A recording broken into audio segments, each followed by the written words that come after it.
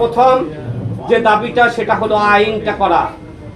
আমরা জেনেছিলাম আইনটা সংসদে উঠবে এই সংসদে, কিন্তু সচিব মহোদয়ের ওখানেই আটকা পড়ে আছে। নেতার আসনে ইউনানি আয়ুর্বেদিক চিকিৎসা ব্যবস্থার একমাত্র শিক্ষা প্রতিষ্ঠান, আর বাংলাদেশের প্রধানমন্ত্রীর আসনে একমাত্র বিশেষ শিক্ষা প্রতিষ্ঠান হোমিওপ্যাথি। অর্থাৎ আমার আজকের প্রধান অতিথি বিরোধী দলীয় নেতা যখন সংসদে বলবেন, আমরা আশা করি যে আজকের যে দাবি, বিশেষ করে চিকিৎসকদের, মাননীয় প্রধান অতিথি উনি নিজেও চিকিৎসক, উনি জানেন একজন চিকিৎসকের কোথায় ব্যত্যয় ঘটে। অর্থাৎ যদি আইনের আওতায় না থাকি, তাহলে এই চিকিৎসক আর চিকিৎসা ব্যবস্থার কোনো মূল্যায়ন থাকে না। সেই জন্য প্রথম যে দাবিটা সেটা হলো আইনটা করা।